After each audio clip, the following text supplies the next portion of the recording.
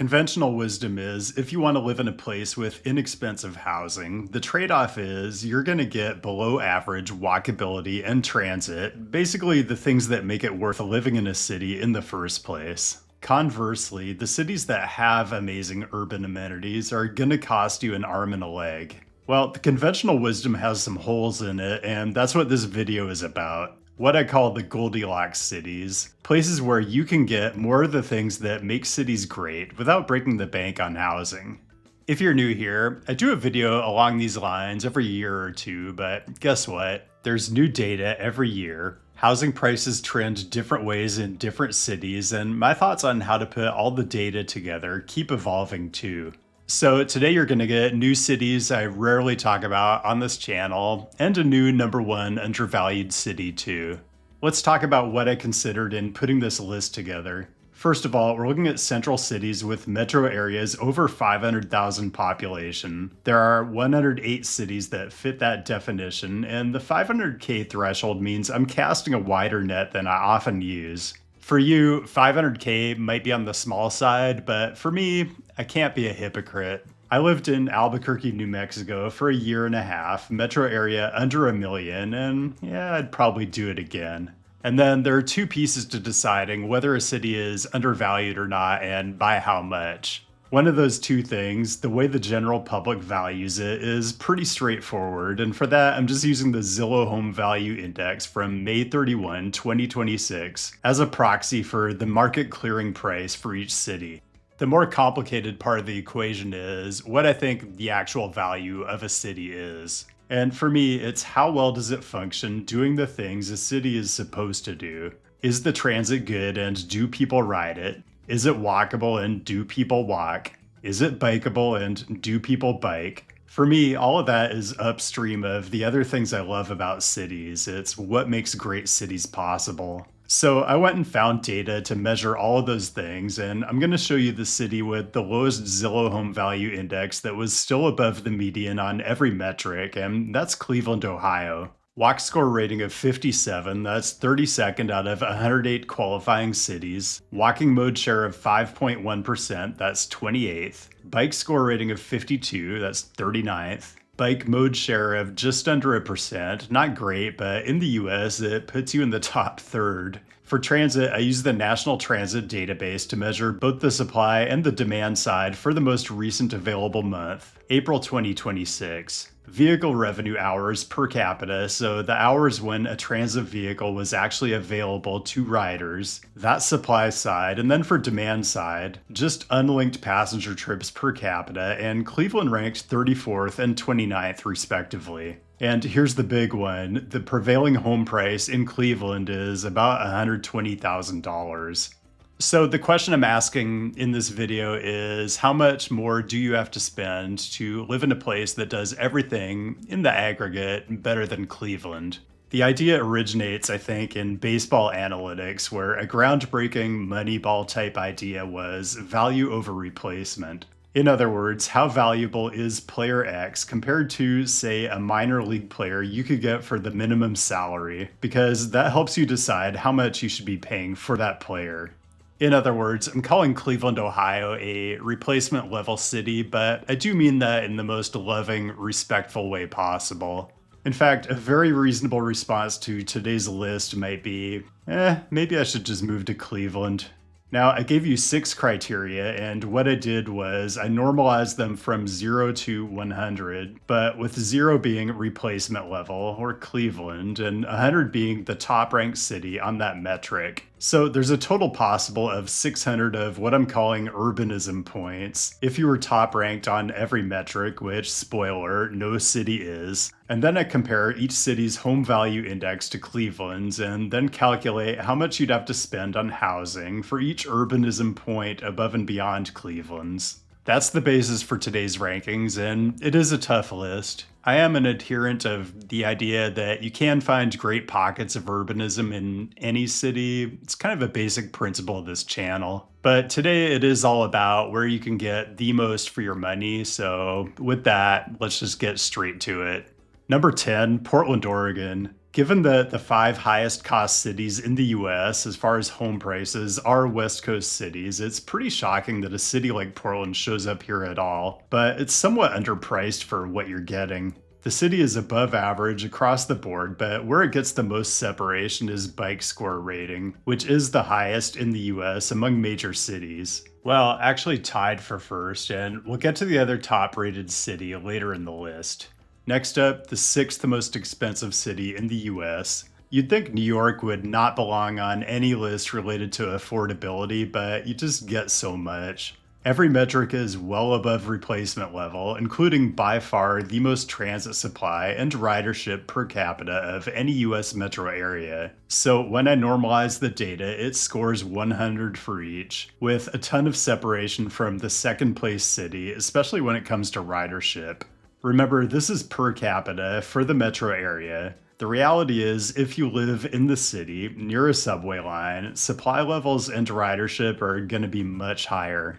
8, I don't think our nation's capital has shown up on this kind of list before, but DC is getting better and better. Go watch my recent video shot on location to come to terms with this. Well above average on everything, and the number one large city in the US in terms of bike commute mode share, 4%, which I know doesn't sound impressive, but trust me, if you go to a city with a bike mode share under 1%, which is most US cities, and then you go to a city with 3 or 4%, you will notice the difference right away.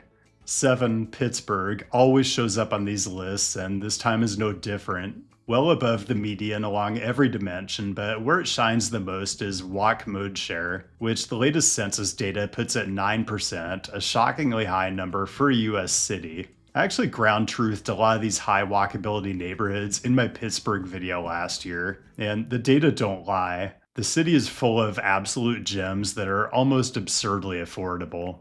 6, surprise appearance for Hartford, Connecticut. Gonna cost you about $84,000 more than replacement level Cleveland, and you're gonna do better on every metric. The biggest differential is on walk score rating, which is a very respectable 67. The least expensive core city of a metro area over 500,000 with a walk score that high, in fact. Number 5, we don't have to go too far, it's New Haven, Connecticut. More expensive than Hartford, but you get a lot more. Pretty strong on the bike metrics, and the number one walk mode share of the 108 cities I looked at, 16.3%. I think there's something to be said for smaller metro areas that have a major college presence. Madison, Wisconsin ends up being too expensive to be on this list, but it's a similar dynamic, and Tucson, Arizona to a lesser degree. 4, Minneapolis, Minnesota. Just FYI, where there was more than one potential core city, I looked at both. Minneapolis is a bit more expensive than St. Paul, but it rates quite a bit better on the metrics I looked at. Tied with Portland for highest bike score rating among the 108 cities I analyzed, and the walk score rating of 71 is pretty strong for what housing is going to cost you. Perpetually underrated, I think, and instead of worrying about the weather, just do like the locals and make it your whole personality.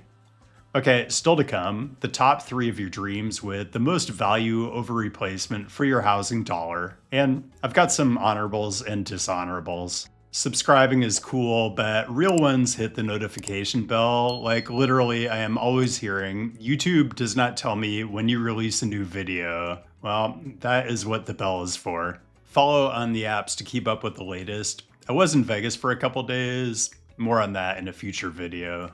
Tickets still available for Austin, Texas on September 3rd, last I checked. FYI, Austin does not do well on the metrics I used for this list. There can be a lot of reasons for this. I suspect excessive annexation is a factor, and I didn't include like barbecue or breakfast tacos as criteria. Really looking forward to ground truthing all of this in early September though. Oh, also, website/newsletter coming soon. I'll put a link down the description when it goes live. Honorable mentions, I'll just give you the first 3 that missed the cut. Number 13, Buffalo, New York, significantly above replacement level on walk score and bike score rating. 12, New Orleans, pretty strong in the bike metrics. I'll have to go down and ground truth this at some point. And number 11, channel favorite, Lancaster, PA. 81 walk score rating, and a walk mode share over 10%, and I do not think the data lie. Bit of a spoiler, St. Louis did not make the cut this year. It did rate out above replacement level, but not by an overwhelming amount, and prevailing housing costs are around 50% above Cleveland, so it just doesn't pencil out for the approach I'm using today. Dishonorable mentions. I usually use a population threshold of 1 million for these lists because anything less just starts to feel too small. But it did give me a chance to look into a lot of Florida quote unquote metro areas I hadn't really spent much time contemplating before. And my mental well being is quite a bit worse off for it. All of these are places that are significantly worse along every dimension than Cleveland, but multiple times more expensive, let alone whatever insurance costs, that is, if they'll even sell you a policy at this point. I guess you could say, well, at least you're not getting Cleveland weather, but are you really going to be happier living in an armpit? These are the questions you need to ask yourself. Back to the list. 3, perennially undervalued Chicago. Strong numbers across the board, really good transit service in a lot of areas of the city, and scores well above replacement in walk score and bike score rating. Another city I got the chance to ground truth last year, and I was not disappointed. You can spend a lot to live in some areas of Chicago, but with prevailing home prices around $325,000, your chances of finding something reasonable are pretty good. 2, Baltimore, Maryland. When I asked for suggestions on what to film when I went to DC recently, a lot of people just said, go to Baltimore. And I wasn't going to do that, but honestly, I might next time I go out that way. Prevailing home price just under $200,000, above replacement on every metric, but where Baltimore really shines is transit supply, or vehicle revenue hours, and again, this is a regional measure and includes MARC service between Baltimore and Washington, which you could categorize as intercity rail or commuter rail or regional rail. It's really a hybrid, but it's about an hour train ride from Baltimore Penn to Washington Union. 30 trains a day, and that is a huge amenity that allows you to live in a great city that's affordable, with convenient access to adjacent great cities, including this year's number 1, Philadelphia. I did not include intercity travel in the calculations, but just FYI, tons of rail service from Philly into Baltimore and DC, not to mention other adjacent cities. You might have noticed the Northeast Corridor was heavily represented on today's list, and Philadelphia is probably the most emblematic of the reasons why. Walk and bike score ratings well above replacement level, and census mode share percentages that back it up. Transit significantly above replacement level, and prevailing home prices in the low 200s. And you might ask, why, CityNerd, have you not made a Philadelphia video yet? Well, I'm going to rectify that because it's happening. Hold the date for an event on Monday, September 28th. Details forthcoming, but you will get the word first on my Patreon if we're connected there. Anyway, Philly always comes up on these lists, and I'm really looking forward to finally doing some ground truthing. And no, please don't tell me to take the train to Baltimore instead. I promise I'll get there eventually. There are people out there who think I'm a bit too fixated on trains. You may be one of them, and my response to that is, if you think I'm into trains, then clearly you haven't been watching enough Mike Downey content. If you aren't familiar, Mike has been making train-centric content for years now, documenting cross-country journeys all over the world, and his stuff just keeps getting better and better. The latest is his new Downey Express series, Bangkok to Bali, and I'll just tease episode 1 for you. You get a sleeper train from Vientiane Lao to Bangkok, an extremely offbeat hotel in Bangkok that by itself is worth watching the episode for. Trains right down the middle of active street markets, kiddie trains elevated above rice paddies, another overnight train to the Malaysian border. I don't know anyone who loves train travel the way Mike Downey does, but more than that, it's almost sneaky how good he is at filmmaking and storytelling. He pulls off a lot of stuff that's not that easy to capture on film, but his approach and his personality make it all so light and effortless feeling. I'm a huge fan. Downey Express Season 3 Bangkok to Bali is a Nebula original. The full season is available now on the platform, and it really showcases the way Nebula gives its creators the resources and the freedom to keep raising the level of what they do. You'll see this in the amazing variety of urban planning, engineering, and architecture content on the platform, but it shows up in all kinds of other spaces too, like culture, politics, comedy, and much more. Subscribing on Nebula is a great way to support my channel and to get all of my content early, ad-free, and sponsor-free, but you should really come for the incredible roster of creators. I love in-depth video essays, and Nebula is where you'll find Lindsay Ellis, whose stuff is always funny and very original, and FD Signifier, who absolutely never misses. Honestly, too many to mention. So sure, Nebula is a bit like Netflix for people who are way too into trains, but it is so much more. It's a one-stop shop for content that's a little more thoughtful, that's created by humans for humans, which is more important than ever, and there's a pretty big idea behind all of it. Raising the level of all the creators on the platform and growing it into a prestige streaming service.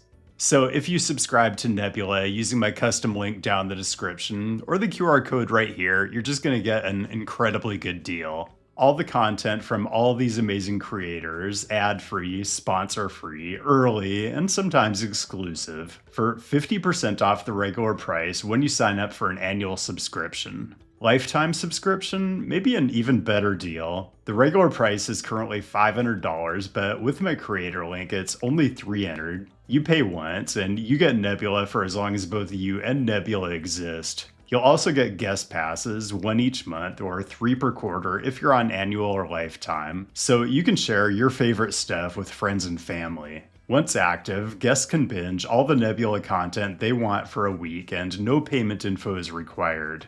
Again, use my link or the QR code right here on screen to get the best possible deal. It's nebula.tv/CityNerd, and then go watch Downey Express Bangkok to Bali Episode 1 right now. And that's all I've got. Thanks for tuning in today, and thanks as always to the patrons for your direct support, which allows me to mix it up from week to week. In fact, I've got something fairly different coming next Wednesday. A bit earlier if you're a Nebula subscriber, but keep the great topic suggestions coming, and I will see you next week.